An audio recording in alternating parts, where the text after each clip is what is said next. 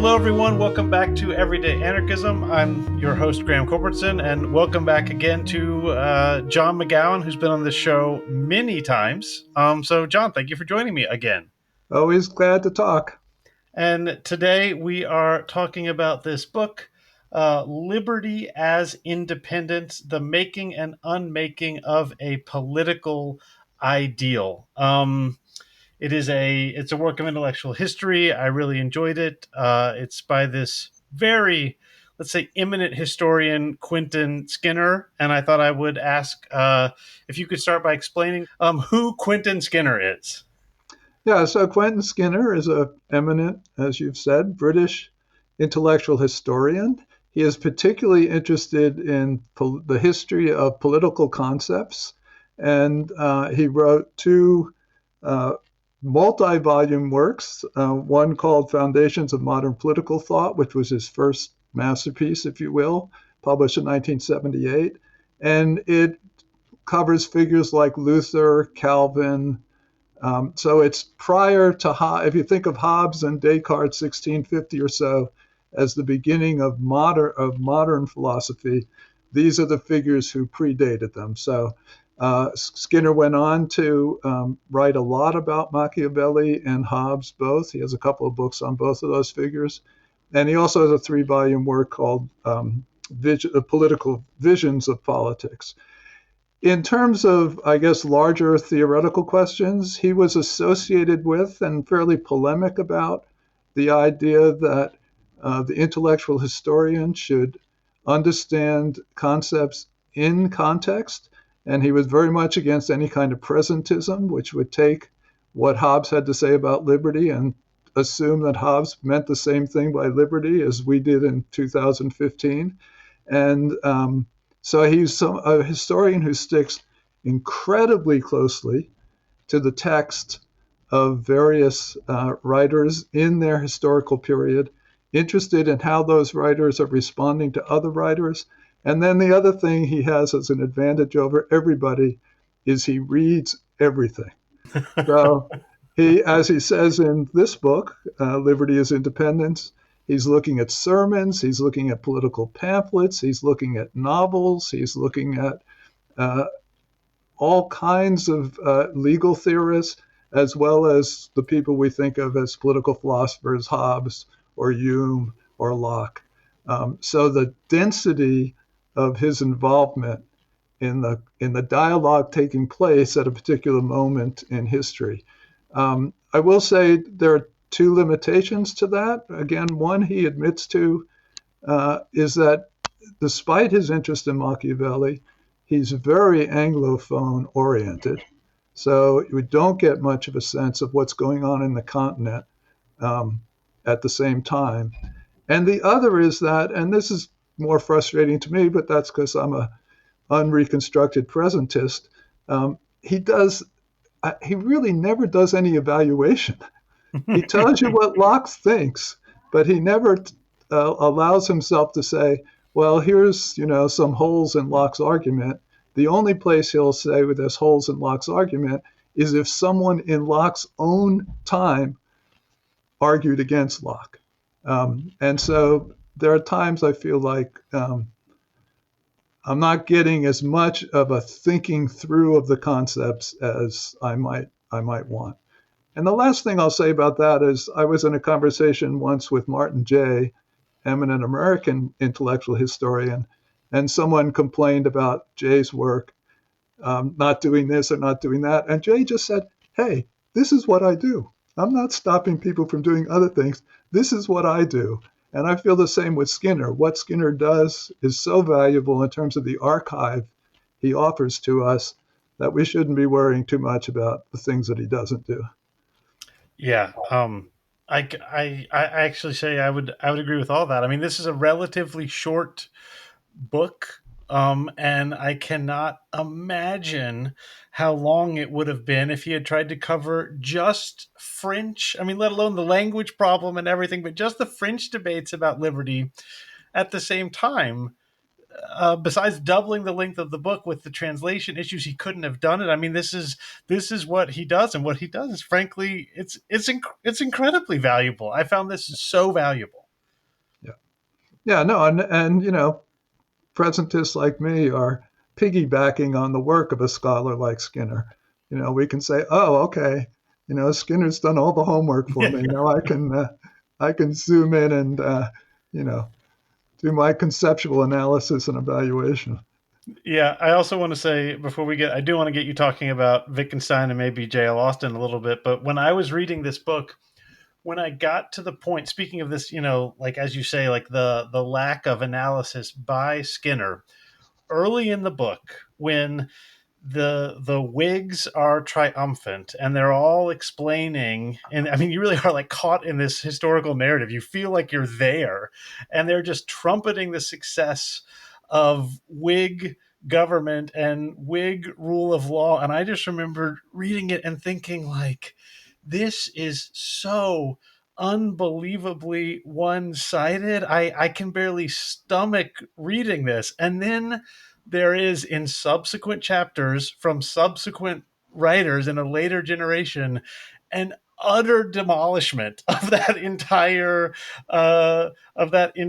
milieu. So he gives you both of them. He gives you all of the critique, but he doesn't give you the critique in his voice as you're going along. You get to live through those years. And once that happened, I was like, oh, this really does. It really, I thought, worked beautifully. Yeah, yeah, yeah. We can talk about that moment, and I'm sure we will. But I don't know if you want to get on to Wittgenstein and Austin first. Well, yeah, I mean, so this is personal for me in that I read Wittgenstein and Austin with a Cavelian as an undergraduate, and I've been interested, and I would group those three together: Wittgenstein, Cavell, and Austin, for decades, especially Cavell's reading of Emerson. But I teach Wittgenstein all the time now, and the students constantly say like, look, this is right, it's true, it's clear that any word can mean anything depending on context, and it's hard to translate between contexts. And then they say, so fine, this is a good description, but you can't do anything with it. My students sort of insist that Wittgenstein lets you understand how humans create language communities, but you need Foucault or Judith Butler or someone to really do something with these ideas. And it seems that Skinner had no trouble doing something with Wittgenstein's ideas. So I thought I would throw that experience in the classroom out there and just see what you thought about it, and if you could explain how one could take the philosophy of Wittgenstein, which we've discussed on this podcast very briefly, but probably most people don't remember, and turn it into a approach to intellectual history. Well, I mean, I guess one thing to say about Wittgenstein, right? He wants to say that if we're going to do conceptual analysis or conceptual elucidation, which is a better term for what Skinner is doing, then you actually have to see how people were using the words in specific contexts and to understand, as you say, that meaning is so dramatically context dependent. So Skinner is turning that into a first principle of his intellectual practice. And I've always thought, and it'd be interesting to know if Skinner, he's read everything, but he's so reticent about referring to any 20th century figures. He's going to immerse himself in, and he doesn't do much work past 1800. So he's going to immerse himself in the 16th, 17th, and 18th centuries, and he's not going to show his cards in a sense that, where Wittgenstein comes. Because what strikes me is that in some ways it's easier to think of Skinner in terms of Bakhtin. Mm. This Bakhtin says every word is a response to another word, and that you don't understand any word unless you place it in the dialogic context of what the word is answering to and what further words that word, generates. And it seems to me that Skinner is totally Bakhtinian in that way. Now, whether Skinner has ever read any Bakhtin, nothing I've read by Skinner suggests he has, but I I guess mean, we we can know, ask him.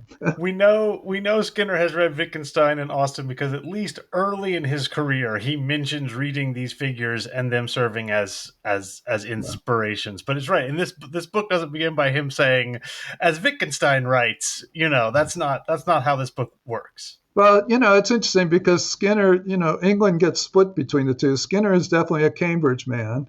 And of course, Wittgenstein was Cambridge. but Austin was Oxford.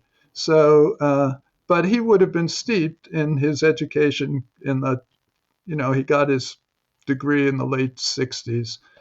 He would have been steeped in a Cambridge world that was very, very colored by Wittgenstein's work. Yeah, well, I mean, I guess that's. I mean, this the question of Wittgenstein, where Wittgenstein fits in the Oxford Cambridge philosophy thing. I think is more complicated than that, because I think to some extent the Cambridge uh, the Oxford philosophy is a Wittgensteinian philosophy against a pre-Wittgensteinian or an early Wittgensteinian Cambridge philosophy. But that's a we don't Yeah, need to go right. into that. Well, but only just in the comedy of academic rivalries. Uh, it's not hard to read all of Austin because he died so young and he was, involved in World War II, so he got a late start anyway. So I have read all of Austin. I would bet, I could be wrong in terms of my memory. I don't think Austin ever mentions Wittgenstein. So I think Austin is burying deep the fact that Wittgenstein is an influence on him because Wittgenstein's from Cambridge. Yeah, if I remember correctly, and again, this is taking us further, that we learned recently that we know that Austin did read Wittgenstein, but he denied it. He denied it in his actual life. It's so obvious that he read Wittgenstein, but um, Yeah. all right. So let's get into this book. I wrote a very brief question, but I'm going to make it a little bit longer in the version of it I say, which is that liberty is something that it just seems like it's kind of like the word democracy. Everyone is a fan of. You will occasionally, maybe on the right wing, get people claiming to be, illiberal Democrats or something like that. But liberty, another a synonym for anarchism is libertarian socialism. There's people on the right wing who call themselves libertarians. The standard term for someone on the left or center left in America is liberal. The standard term for someone on the right or center right in the UK is liberal. Everyone wants to be for liberty, but it's clear that what people mean by the word liberty, to go to this Wittgensteinian thing, is just wildly different.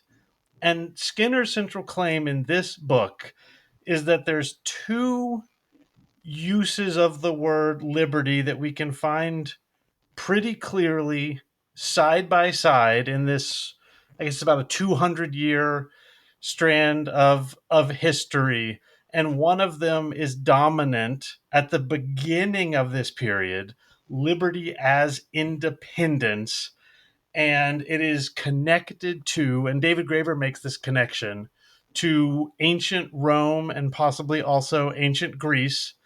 And then over time, via Hobbes, I think, although I'm skipping ahead, among others, liberty as independence gets replaced by this other version of liberty, which I like less. I think Skinner likes less, even though he's The conclusion makes it clear that he likes it less. yes, the introduction and the conclusion does. And so that's what we're dealing with, these two forms of liberty: the one that reigned and in the great beginning of liberty in the English context, and the one that takes over. And I think also it's clear this second worse form of liberty as freedom from restraint, as opposed to liberty from independence, is the one that has become dominant. And I will say one other thing, given that we've had conversations about anarchism and Marxism and socialism and everything, is Skinner points out that the place, he says Marxists, I would say like socialists more broadly, but the place where liberty as independence has endured is in a further left discourse, or at least in the Marxist tradition. He mentions, I think, in the introduction, is the place where liberty as independence endures, while the liberals have mostly given it up. Okay, there's lots there, but let's Yeah. begin with just defining the two. So I pulled out a useful place. Here, Skinner is quoting from a man named Sidney, and liberty solely consists in an independency upon the will of another. And by the name of slave, we understand a man who can neither dispose of his person nor goods, but enjoys all at the will of his master. And then he continues, liberty consists only in being subject to no man's will, while dependence upon the will of another is what denotes a slave. So that's liberty as independence. Skinner is very, very clear that it is always paired with the definition of slavery. So they come as a binary. They're kind of mutually dependent upon one another. So you can say, which comes first, chicken or egg? We know this condition of slavery, so then we understand liberty as not being a slave, or we have this notion of liberty, and when we see the people who don't have it, we designate them slaves. So that's the idea of liberty as independence. It's got a problem, right? Which is, but you're still living within a law-bound society. So how can you say you're not subject to any of the will of another if you consider yourself subject to laws? And there's two ways around that. One is a right of participation or a right of involvement in the making of the laws. So therefore, the laws that you are subject to are laws that you made yourself. Classic liberal move. And then the second one is that this rule of law also prevents any person from having the power to have power over you. So arbitrary power is the danger. A master over a slave has totally untrammeled power, no restraints on it. If you have a rule of law, then you restrain the ability of anybody to have that kind of power. Yeah, that sounds great. The only thing I want to add before we go on is the word for the Roman word for slave is the word that we use for servant. There's a connection between being a servant and being a slave, which in the 19th century in America is mostly lost. Although it's it's not quite that simple. Like I try and teach my students, one of the reasons why servants are often referred to as the help as opposed to servants is because plenty of people know that a servant is a form of slave, and this distinction, there's two kinds of people and slaves, or people and servants, is a Roman one. There's free men, and then there's everyone else, and everyone else is foreigners, chattel, women, children, everything. And that's why these two things are bound together, because there's a free man who has dominion over his household, and the people inside that household are servants, would be the but slaves, legally slaves, if that makes sense. Right, but I think I would, I don't know if this complicates it or at least displaces it onto the political, which is the category. So you have the category free person slave. But if you translate into the terms you're just talking about, the important category becomes citizen and Mm, non citizen. yeah. And again, the citizen is someone to whom the laws provide liberty. The non citizen, all bets are off. Yeah, and the only last thing I would want to add to that is you'll sometimes hear people who have not imbibed the language of the period be offended when they find out that servants aren't allowed to vote in this period. And there is a sense that servants aren't allowed to vote because they're not, fully people. That sense does exist. But there's also the real fear that if you are a servant, we can't give you the right to vote. Your will is subject to another. So we're just giving your master multiple votes. So there's what I would describe as an attempted like left wing justification that when servants can't vote, in some ways that's to protect them from being tormented by their master to vote in his in interest. And I have usually have a hard time getting students to understand that. They can't understand that if they're imagining a Downton Abbey, a Remains of the Day, posh butler who speaks, they can't understand that to be a servant was to be in this category near slavery. And part of the reason why they couldn't vote was to protect them from being enmeshed in a political process that they couldn't really take part in. Right, and that's why you need a secret ballot. But we're not that far from this Right. today when the factory owner comes in and says, vote for the Democrat if you will, but expect to get laid off the day after election day. Yeah, and there was a whole discourse about this with Trumpist men and their wives, of this question of like, does a woman really have the right to vote if she's in a relationship where the man has the right, the man has the money, the man has the mortgage in his name, he can kick her out if she doesn't vote the right way. And that's that same situation of, you can't politically empower someone who is dependent on the will of another. Yeah. Okay. So let's say just briefly something about liberty as restraint. So the contrasting notion of liberty is that there will be uh, areas of where the law is silent, and that liberty is, in a sense, increasing the areas where the law is silent. So, of course, the classic here is the free market, but also, in some ways, you can say liberalism begins with freedom of religious choice. The state will say nothing about what religion you should practice, and the state will also not have penalties if you follow one religion as opposed to another. And as we know in British history, that took a long time coming. First dissenters were sort of grudgingly given some things. Catholic emancipation doesn't come until 1829, after Skinner's period. And then there's a huge controversy in the 1870s about whether to sit, and I forget the guy's name, but to sit an atheist in Parliament. Yeah. Are you allowed to be a member of Parliament if you're an atheist? And they tried to keep the guy out. So that's so for me, and I guess I'll just put this on the table.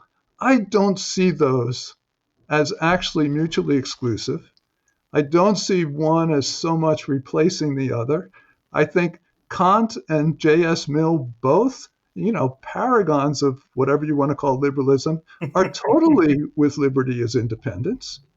And the way I would phrase it is that liberty as independence is about a whole set of political rights, rights to political participation, to vote, to have a voice in the setting up of public affairs. And liberty as restraint is about civil society. And so within liberalism, you absolutely have both. So, yes, there's a huge emphasis in liberalism about talking about all the areas the state can't interfere in. So, the negative liberties, the civil liberties of freedom of speech, freedom of religion, freedom of mobility, etc. But they don't exclude the fact that there's also the positive liberties of being able to vote and participate and right to assemble, right there in the first, amendment to the American Constitution. So I just don't get the notion that you can only have one. Yeah, I mean, I guess I'll agree that you can't. It doesn't make. I don't think it makes sense to say that you only have one. You can only have one. I get the sense, though, um, in Hobbes, among others, that the liberty as absence of restraint people, and this is where the socialist tradition comes in, are just sort of willing to say, well, the government is not going to restrain you. You're allowed to do whatever you want, such as take a job that doesn't pay you enough to live, and then you're allowed to starve and die, and you were in freedom from restraint at this whole time, and that's liberty, and that's a liberty that's not worth a damn. Right. So, I mean, the way I think about this, there are political rights, there are the negative liberties of civil liberties. And then by the end of the 19th century, moving into the 20th century, you begin to have a set of social rights.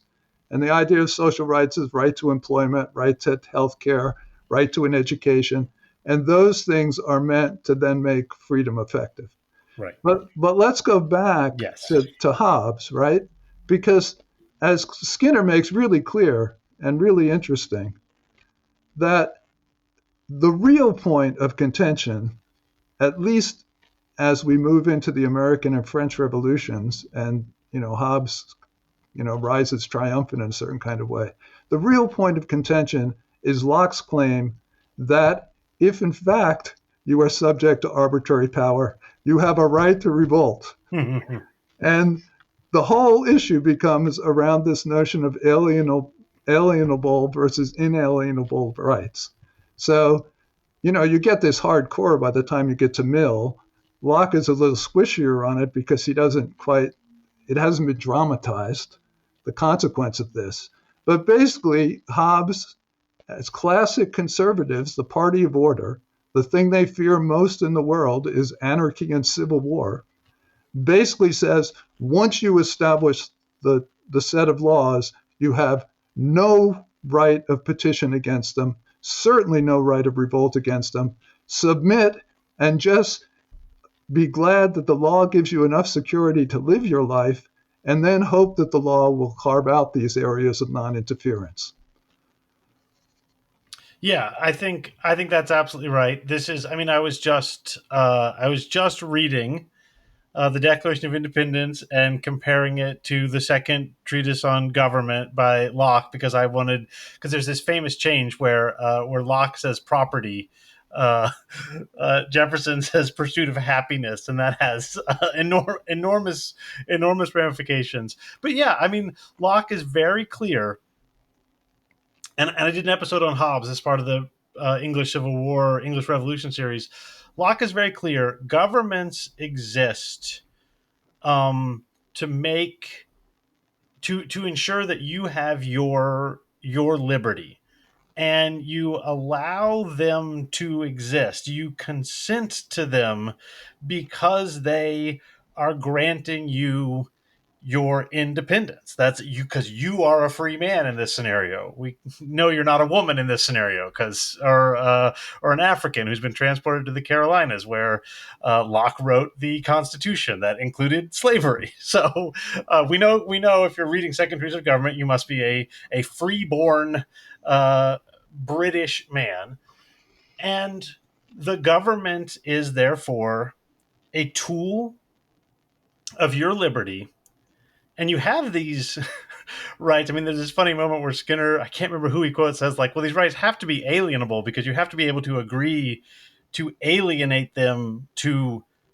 the law, but you also have to be able to withdraw your agreement to this government when your liberty is infringed. And there's this, I mean, as we're constantly trying to figure out, or at least as you're constantly trying to figure out what I am calling anarchism, what I am not calling anarchism, there's this anarchic element in Locke where you can wake up one morning and say, my liberty has been drawn away from me by this government, and I no longer consent to this government. And if you don't consent to a government, that is a valid and acceptable thing, and the government instantly becomes tyranny.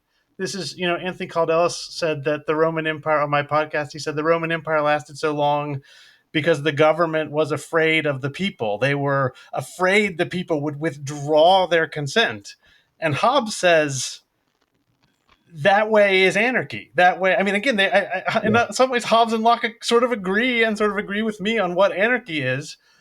And Hobbes thinks if you do that, you're just going to wake up in fear every day, every moment of your life, that someone is going to cut your throat and take your stuff. And Locke seems to think that if you don't do that, you're going to be afraid that the king's men are going to cut your throat and take your stuff. Is that a fair description Yeah, of the well, Locke I Hobbes mean, thing? but Locke is also saying you will not be a free man. You will lose your status as a free man if you are subject to laws to which you have not had any input. And I guess one thing I'm saying is I think Skinner exaggerates the extent to which that notion in Locke, which is definitely liberty as independence, gets lost in the subsequent liberal tradition. I mean, I think it's always there.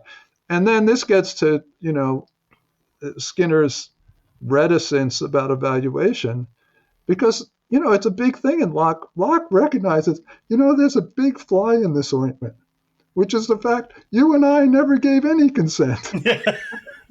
And so then Locke has to do with, these huge things about tacit consent and what tacit consent means. And if I go to visit Greece, have I given tacit consent Yeah. to the laws of Greece as opposed to where I have citizenship? And, that's a huge problem. And then, of course, the other one is you can pull a Thoreau and say, I wake up today and withdraw my consent, and I have other better things to do, so I'm not going to worry about it. But unless you have a lot of fellow citizens willing to withdraw their consent at the same time as you, good luck with that, you know? Yeah, and this is why the Declaration of Independence is written in this Lockean mode, but it's not written by one man. It's written, I mean, it is written by one man. Eventually, one guy writes it. I think there's a committee, if I recall correctly, but Jefferson ends up writing the whole damn thing. But it's a expression of this dreaded Rousseauian concept, the general will. Like there's here it is. We do not consent. Daniel Dennett has a line that's something like, if you think a judge, this will take us actually to the rule of law. Like if you think a judge's actions are unjust, or if you think a law is unjust, that's your problem. If you and many of your neighbors think a judge's actions are unjust, that becomes the judge's problem. And that's sort of this that's the thing. The Thoreauvian. That's why King is so much more successful than Thoreau, because King rallies a lot of people to say we are not consenting to this system anymore, and Thoreau doesn't even get Emerson. It's just him. Well, but he had the cabin to himself.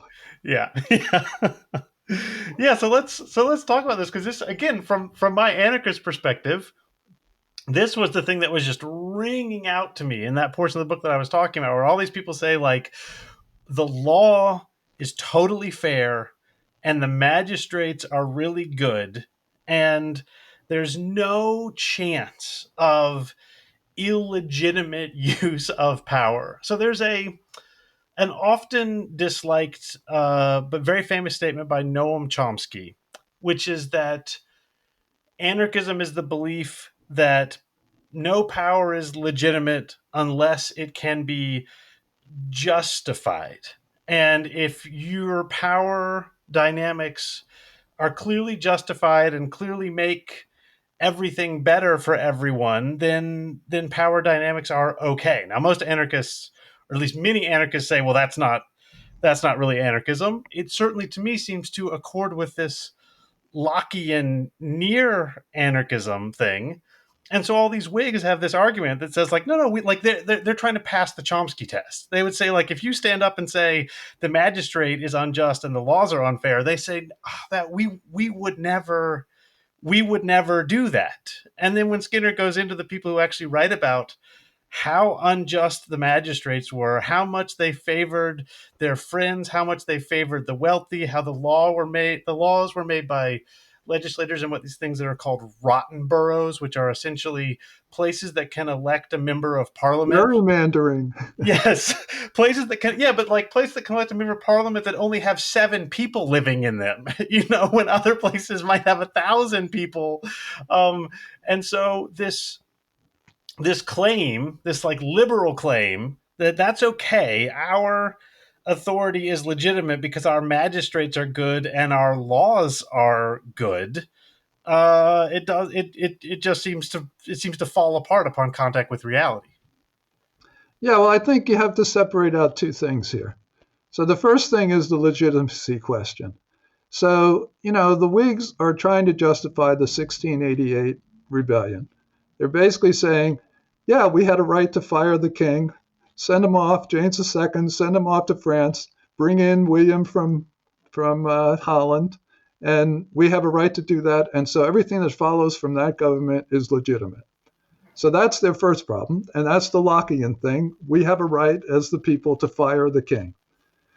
The second point, which is once you have a set of legitimate rules in place, is whether in fact, and this always gets under the term of corruption, whether or not in fact you're living up to the rules, or in fact people are gaming the rules, gaming the system to their own advantage, so that the rules are corrupted and are not being followed the way they supposedly should be. So it's not absolutely a claim that the laws are illegitimate if you say they're being applied in an unfair fashion. Hmm. Um, and the trouble with the Whigs going overboard, because there's the Tories who are saying, no, no way, 1688 was illegitimate. I'm a Jacobite, bring back the Stuarts, which they tried 3 times in the 18th century to do this, to bring back the Stuarts. Then, they end up being unrealistic in their panegyrics about how wonderful all the laws are applied so equally. No Englishman ever has to worry about the fact that, the magistrate also happens to be his landlord. you know? uh, and no way they'd take advantage of that. And that's where you get Fielding, in particular, in Skinner's reading, saying that the system doesn't work. It's got all these cracks. It gets all these places where there's duplication of offices, like being the local squire and the magistrate and the keeper of the jail. Um, and I guess I just would finally say and I'd love to hear your thoughts on this. It ends up, that section on Fielding and Richardson and Smollett, saying, well, at the end of the day, they sort of either have to be misanthropes and just say, well, human beings are people who take advantage of other people, and they'll take any avenue to taking advantage they'll take, or they end up with a kind of Voltaire, well, I'll cultivate my own garden, I'll retreat from the court, I'll retreat from the city into a rural space of virtue, like the end of Tom Jones. And so it's not as if they're saying, we desire a place where there's not the rule of law. They've at least bought enough into the notion of the ancient British Constitution to think, yeah, laws are only safeguard against tyranny. But then when they look at the actual functioning of the law, they're filled with despair. Yeah, I mean, ugh, my thoughts on this. I mean, my first response is to say, when I started studying anarchism and I discovered the connection to the British Romantics, who no one had. I mean, certainly they had taught me. I was taught as an undergrad that the Romantics didn't like large elements of the modern world, but I did not understand the depth of their radicalism, and that they might better have been thought, someone like Shelley might better have been thought of as a political radical than a poet. And I had no idea that was the case. In the same way, I was taught these English novelists in this literary tradition, and reading Skinner was the first time that I came to understand how deeply embedded they were in the political and economic questions of their time. And like the book, the book Tom Jones suddenly made sense in a way that it had like I had never gotten what Tom Jones was about. But it feels like reading Skinner. I know what it's about. It's about a search for liberty as independence in the Whig pseudo utopia. Well, except here's where I have probably my biggest beef with Skinner. And, I guess it's a sort of quasi Marxist way of thinking. But if you stick to this conceptual analysis from writers who, by definition, are going to be the elites within a society, Hmm. people publishing books, another way to understand Tom Jones and the conflict between the Tories and the Whigs is the transition from landed wealth to, you know, and Skinner pays attention and is very clear to tell you if someone's an Anglican or a dissenter. And, the Anglicans tend to be the Tories and the dissenters tend to be the Whigs. I mean, obviously that doesn't work entirely. There's complex mappings. But he doesn't ever look at the social standing from where people are talking. And the interesting thing about Fielding, and this is true of Swift also. So Fielding and Swift are Tories, but they're not Jacobites. So because of that, they're in this very conflicted position where they have to accept the 1688 revolution because why? Because really their big thing is it saw off the Catholics, Mhm. especially for Swift. That's like, so the outcome is the right outcome, even if Swift would have to say, well, the means weren't exactly means that I would approve of, but I'll let that slide because thank God the Catholics got off the island. So Swift doesn't want to bring back the Stuarts. So what is he left with? He's left with, I'm going to rail against everything you Whigs are doing, Walpole and the rest, but I don't have an alternative to offer, and I'm certainly not preaching revolution. So they're this weird, I hate it all, but I have no remedy to offer. So Orwell coins the term Tory anarchist for these people. They they have no you you don't No, like I this? mean, Fielding and Swift are not Tory anarchists because they're of the party of order. Yeah, well, I'm pretty sure Orwell describes Swift as a Tory anarchist, but I can't bring it to mind. I don't want to defend it too hard Yeah, well, I without mean, it in front of me. so it's because Swift's hatred and vituperation is so extreme that it levels all in front of it. Yeah, that's what he Um, means. but on the other hand, as people are at pains to say, Swift was as contemptuous of the Irish people and, of course, of their Catholicism as he was of the British who were oppressing the Irish.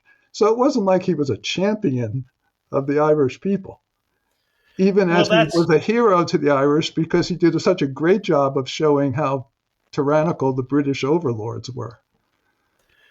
Yeah, and I would just say the Tory anarchist term for Orwell is not necessarily a good one. In that, what it means is it's a rejection of all of these systems that are designed to create order, but it comes from the position of a wealthy person who can withdraw from society. So I just read The Wind in the Willows to my children.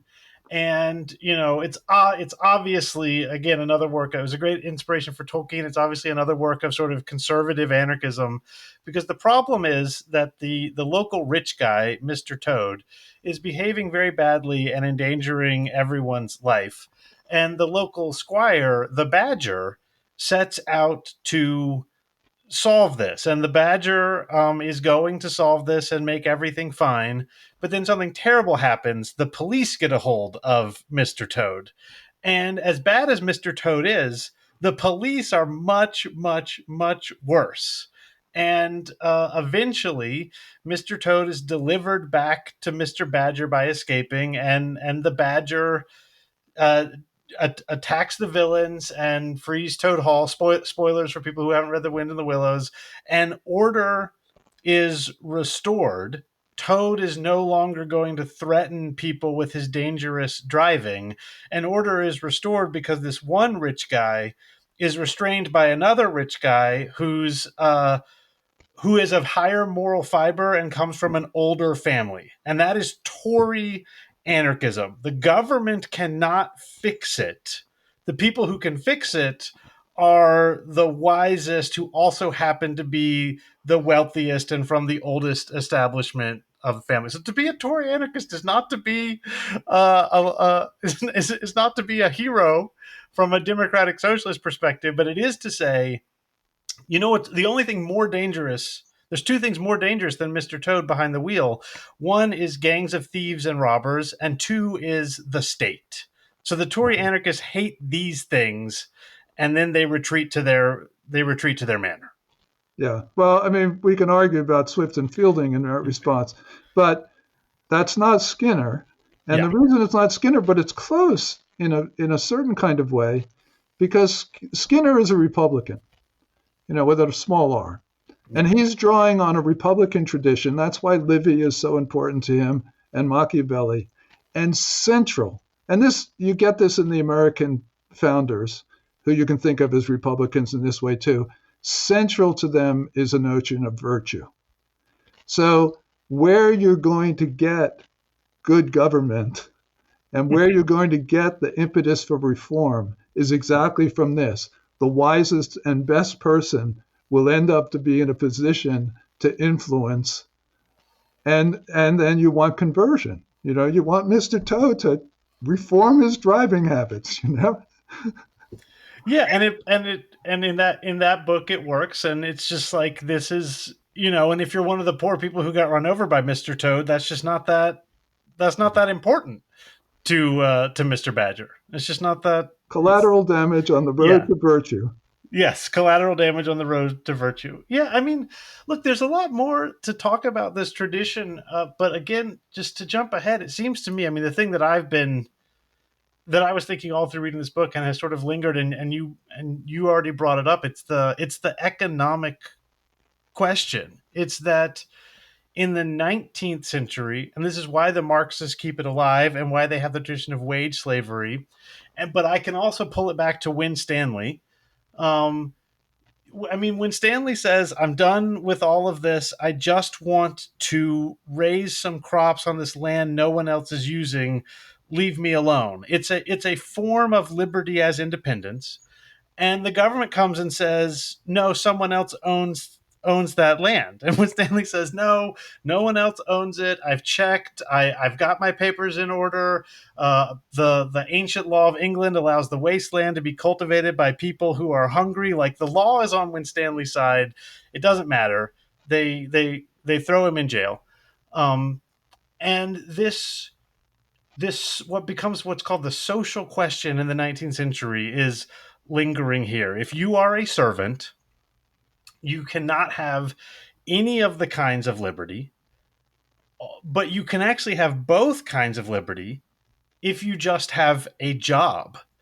But to get a job from a rich guy is to give up your form of liberty to that rich guy. And to get a job from the government is a potentially even greater tyranny, because if the government gives out all the jobs, then there's nothing to stop the corrupt magistrate.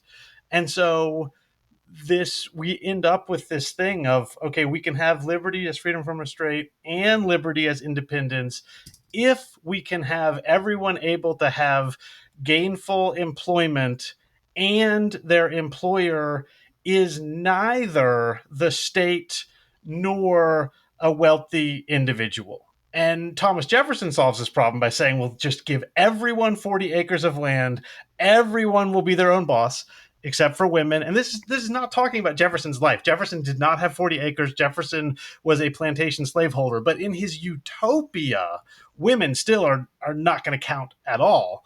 But this is his Jefferson's solution to this problem is, if everyone is a small farmer, everyone gets liberty as independence and everyone gets liberty as freedom from restraint. And we've solved all three problems: positive liberty, negative liberty, and effective liberty all at the same time, except for women. And Hamilton is just like, who's going to make the plows? Like, you cannot have literally everyone be farmers. You need someone smelting steel for your plows, and this is just a utopian fantasy. Yeah, Okay, I guess so there was not a question there. yeah, but I mean, so that's the argument utilized, and I'm forgetting the guy's name, Philippe. He's a Belgian French guy, and the book is called True Freedom for All, Yeah, and the argument is precisely for UBI. So yeah. unless people have economic self-sufficiency, then they're not free. So who am I to argue with that? Seems completely Yeah, true. I mean, this is the reason why I picked up this book, having not read Skinner's work in the past. I mean, I knew who he was, of course, and I'd corresponded with him a little bit. But the reason why I read this book was because David Graeber talks about UBI as a path towards liberty of independence. I don't know if he says liberty as independence, but he specifically cites the Greco-Roman ideal of liberty.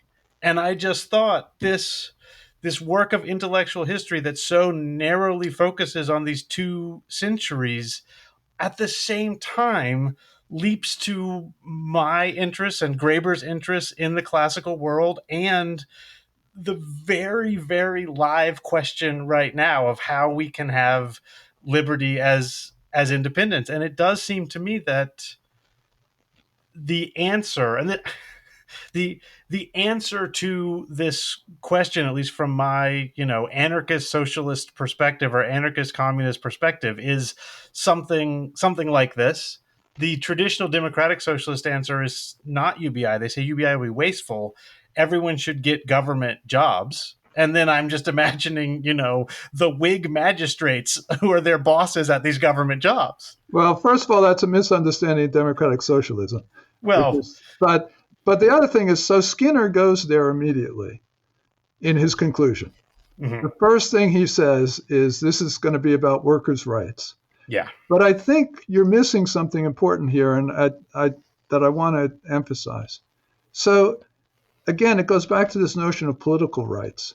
So when Skinner talks about workers' rights in the conclusion, he's really in favor of a form of workers' democracy, right? So that workers should have a voice in the way that their enterprises run, the distribution of the profits, et cetera, right? So that's a political input. That's separate from the question of the material goodies you get. And one of the classic arguments against liberalism, and I think Skinner is getting there, is to say what happens in liberalism is that most citizens become apolitical. And they become apolitical because they focus all their attention on getting and spending. And as long as it's the economy stupid that's giving them the goodies, they let the political slide. And they don't care whether or not so I think about this partly in terms of Trump, right? It is gobsmacking to us, the elites who care about political concepts, that for 50% of the American people, the fact that the guy tried to overthrow an election doesn't count for anything for them. It's not disqualifying. So part of you want to say, well, they just don't understand what the rule of law means. I mean, clearly Trump doesn't understand what the rule of law Oh, means. sure. But on the other side, you want to say, actually, they just don't fucking care what about the rule of law as long as the goodies are being delivered. So I want to take this back to the English Civil War, which you know more about than I do. But so when you go to these elite discourse around the English Civil War, there's all this argument about the ancient constitution, the rights of parliament, et cetera, et cetera. But for the new model army, really? Is that what they were interested or concerned about? They just wanted dissenters to have their piece of the pie. So what I'm saying is that the focus on the outcome, fuck the process. Who cares what the process is, whether it's legal, legitimate, or whatever? As long as I get the outcome I want, I'm happy to throw all the rest of it overboard. So the political is not of interest to me in this scenario. And liberalism is often charged with exactly that, to say, look, it downgrades the political because what happens is that people get obsessed with just their social standing and keeping up with the Joneses and trying to get a sufficiency in a world in which it's difficult to get one.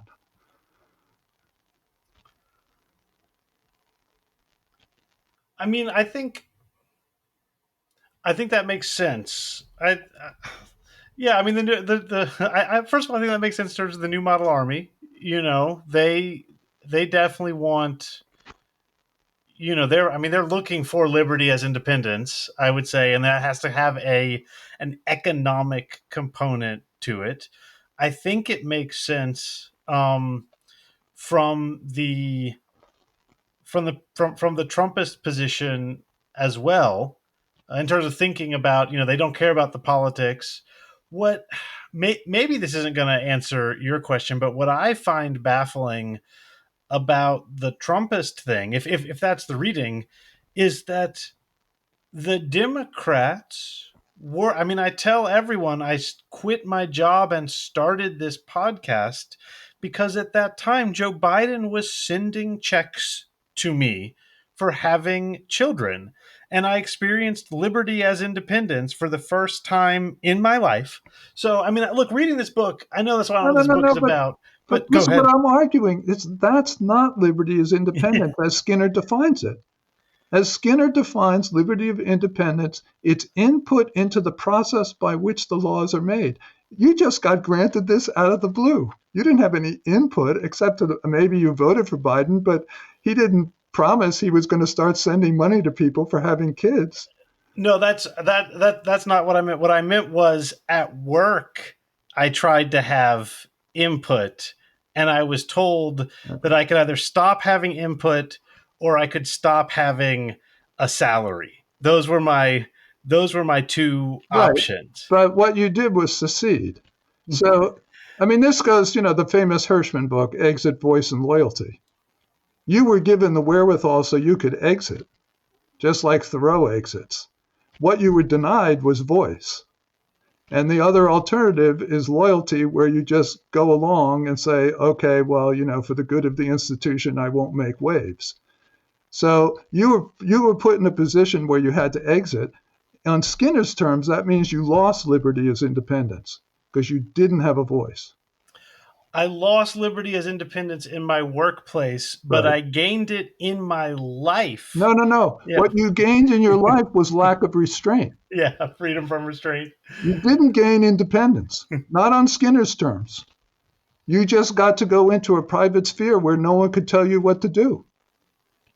So a podcast is just like Thoreau in his Walden cabin. It's it's the height of the fantasy of entrepreneurship as, freedom to do my thing.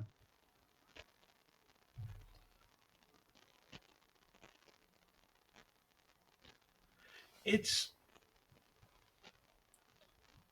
let's put it this way. Then you just tell me I'm wrong. Again, would not. I mean, this is so. What Graeber's claim about the UBI is not that everyone would quit their jobs if they had UBI, but that they would start getting major voice in their jobs and a lot of ability to share in how the workplace is run because they can quit their job and live off the UBI if they have to.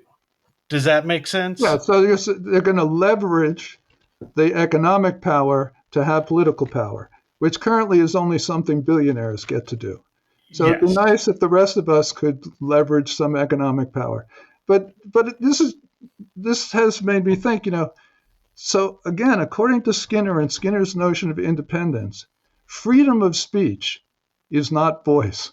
Because freedom of speech on your podcast, you can say whatever you want, but it has no point of connection to the place where the decisions are being made. You're not in the room where it happens.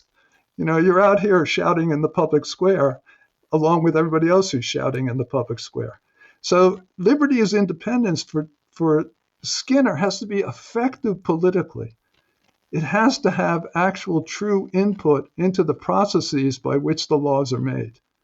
And the argument against liberalism is precisely that, yeah, you can bloviate as much as you want, but don't think you're actually going to have any access to real power, real political power. And then the argument in terms of, sensibility is to say, and it turns out most liberals are fine with that. Yeah. They basically lose the desire for any kind of political input and politics that happens someplace else. As long as the economy is functioning enough to, you know, I can have my two cars. I'll just let those politicians do what they seem to be worried about.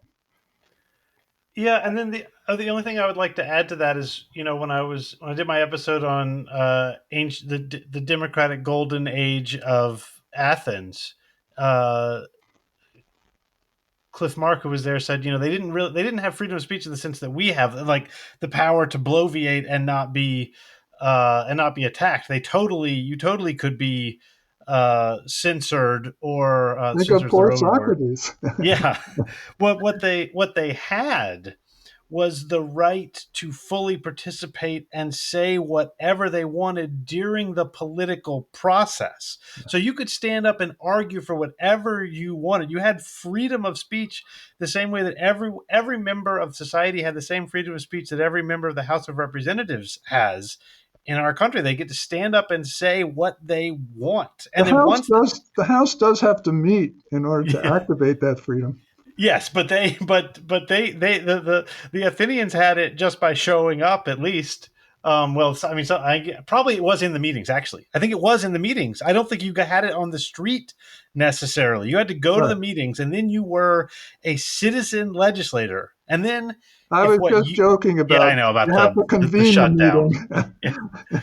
But then if you got voted down in that Athenian democracy, and then you went around the next day saying like those guys are all idiots and they shouldn't have voted for that, you could get exiled. You did not have freedom from restraint. You did have the liberty to be an independent voice in the political process. Right. And, that's a precise analog to you lose the election, you lose the election, Yeah.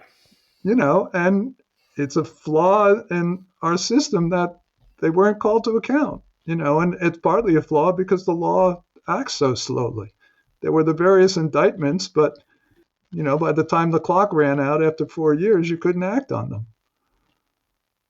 All the fake electors who got, indicted, et cetera, et cetera. Yeah, but I mean, I will say, is not the second Trump administration a great argument again? I mean, this now we're just going to be back to our old argument. My apologies, Quentin, if you're listening to this, but isn't this just back to the old argument? Like, doesn't this prove that rule of law doesn't work? So it's Churchill on democracy. Sure, it's flawed, but it's better than all the alternatives. And it's not moving away from Skinner because Skinner is clearly a strong, strong advocate for the rule of law. Yes. I mean, he absolutely thinks you cannot have liberty as independence unless there's a rule of law that guards against arbitrary power. I mean, that comes through loud and clear in the book. Yeah. I couldn't agree more in terms of this book. The rule of law is in many ways the hero of liberty of independence. And I didn't see in this book answering the question. So every time I talk to Kim Stanley Robinson, he says anarchism can't mean no rules. It has to mean no rulers. This is in some ways similar to this statement that Chomsky makes about legitimate authority, and that you can't, anarchy cannot mean no one who stands for anarchism in the political sense in 2025 means chaos, violence, murder, Hobbes's war of all against all, or indeed a Thoreauvian existence without any sort of flourishing social activity. What seems to be their greatest fear, though, in the anarchist tradition, certainly Graeber writes about it a lot, is the use of arbitrary power. And so there's this, I would say, like dual problems in mirrored problems in the anarchist tradition and the liberal tradition. Their questions on property are pretty far apart, but on the question of rules, it's mirrored problems. The anarchists say we need to have rules, but we refuse to give anyone the right to unilaterally determine what those rules are and enforce punishments, which is why anarchist groups fall apart so often because they're trying to enforce the rule of law. Or they wouldn't call it rule of law, but they're trying to enforce the group consensus by the general will, and it falls apart. The liberals say we are willing to give an individual this specific power, but we're going to create a polyarchic situation where there's a bunch of checks on that person and there's appeals processes and a jury. So all of this power has been scattered so much that no one person can wield it. And I would say, since the January 6th insurrection, rule of law has not functioned. And then of course there's then the like progressive claim, which is you hit your fists and be like, well, they should have just taken those guys out and shot them. And that's where the anarchists start running for the hills. But and there now I'm done because I don't have a solution to either of these Yeah, either there's of these no problems. yeah, there's no guarantee. So I always thought it was Jefferson who said this, but in fact, it's Richard Price who is one of the, I don't know if you can call him a hero of in Skinner's book, but he's certainly a strong voice for liberty as independence against the reactionaries who talk about flying to the hills when the French Revolution breaks out. But the phrase is the price of liberty is eternal vigilance. Mm-hmm. So, it isn't, there's nothing perfect in this sublunary world. So the rule of law is not you set up your constitution, the work is done, we're in utopia. Of course not. People are always trying to gain the system. The reason for spreading out the polyarchy is because there seems to be a pretty inevitable tendency of power to accumulate. And so what you constantly have to be breaking down power and spreading it out again. And, the situation we're in now is economic power is way too strong. And it isn't even corporate power anymore. It's the No. power of individual men. Seven Right. men, basically. Yeah. Yeah. Yeah. And this, I guess, we can be heading towards the end here. And again, this is just us having our conversation. Although in these Skinnerian terms, I was thinking, I mentioned this to you in an email, and we can relate this to the book back or not as we need to, but it's obvious how it relates to the book. The I went to the No Kings protests. Obviously, it was enjoyable. There were inflatable frogs there, and I was also thinking about the Secretary of the Treasury said something like, "Well, if you have no king, you have no money." So he sort of accidentally made the case that the president of the United States was a king. Probably he didn't mean that. He just means that Trump is a king. But in fact, it's my contention. You've studied this more closely than I have. That the president of the United States is a term limited elected constitutional monarch. Does that sound right to you that they would no? No, and the reason it's wrong, the guy on campus who's an expert on this is Michael Gerhardt. I don't know if you ever run across him. I haven't. He's in the law school. He recently served as chair of the faculty. He has a couple of books on the 19th century presidency. And the 19th century presidents were, barely figureheads. It was a very, very weak presidency. So the argument, one argument is it's war, and it's Lincoln who starts, the movement towards an imperial presidency. And then, then you get FDR, and it's a double war, a war against the economic disaster of the Depression, and then obviously World War II, which he yanked us into against, the majority of the country and the majority of Congress. And then obviously the federal government gets much, much bigger as you have to gear up to be a war machine. But the Constitution as written and as practiced before the Civil War, and even in the late 19th century after the Civil War, it's not a constitutional monarchy at all.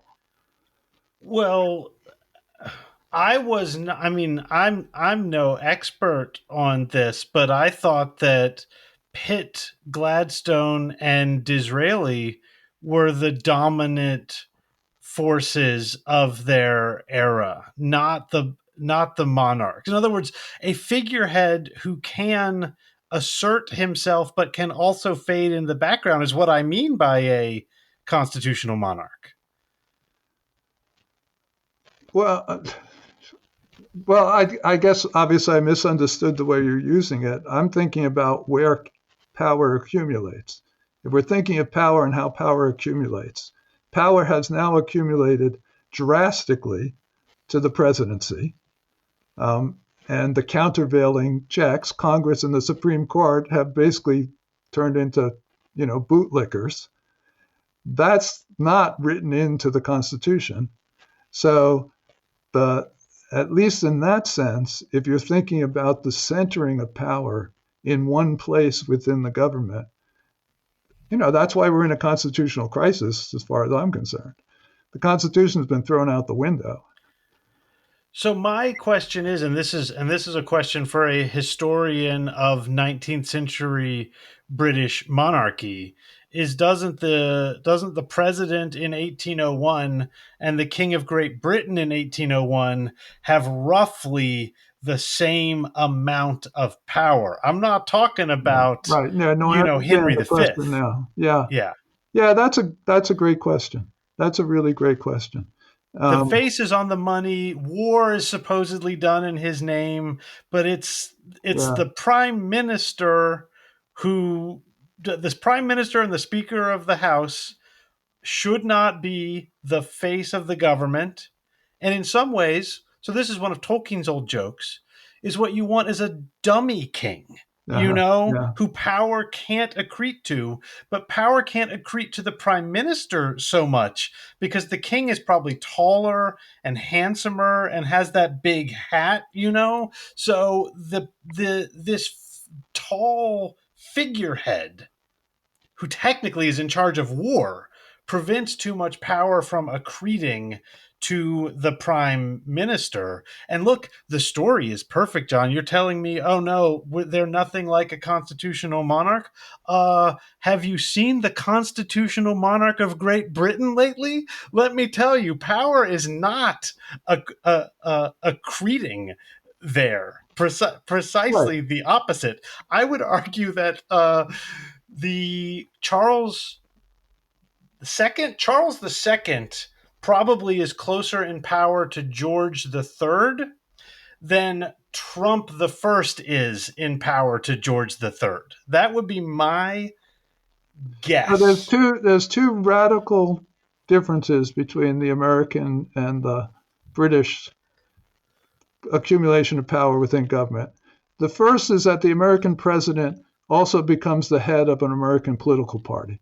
Mhm. So the monarch is still there depending on who, when it goes from Disraeli to Gladstone and back to Disraeli, it's still the same monarch. So that's one thing, so that it separates out that. And the second thing, and of course the anti-federalists were onto this and they saw it coming.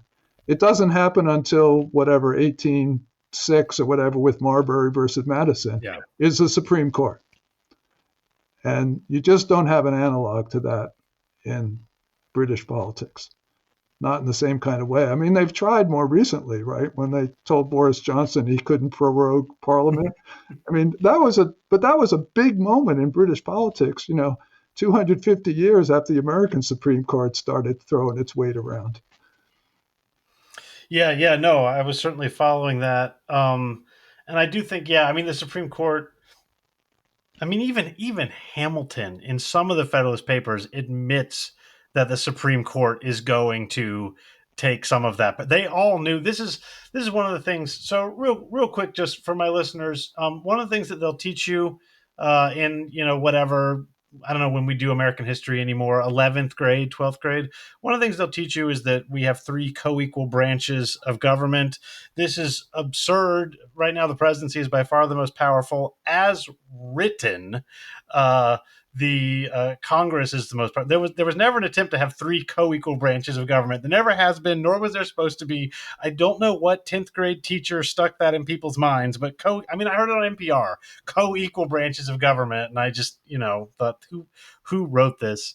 And then secondly, if you're taught a little bit more in depth, you'll be taught that the Supreme Court had no power at all until Marbury versus Madison, and this is true. But as John said, both the Federalists and even more strenuously the Anti-Federalists, when they looked at that Constitution, They said, holy shit, this Supreme Court thing, if they want to, can just declare whatever they want to declare to be legal or illegal. And I would argue these days it seems like maybe the Supreme Court is the most powerful branch of government, because when Congress opposes the presidency, the I mean, who knows what would happen if the Supreme Court ruled against the presidency? We don't know.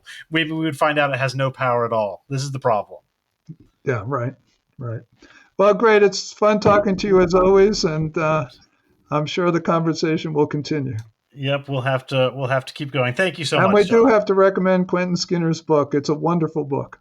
It is, and if this is a set of concepts you are interested in the 21st century, which I certainly am much more of a student of them in the 21st century than in this period, it is still incredibly and the people popping up, these people, Nietzsche has this line about history becomes monumental history becomes a series of mountains. David Hume, John Milton, in the past, in their life, they were the same size as everyone else, but over time they have become mountains and you can't see what's around them. This book will show you what was around John Milton, what was around David Hume. These names who have become just figures on a syllabus become part of a very active conversation in this book. It's really impressive. That's very well said. Great. All right. Thank you, John.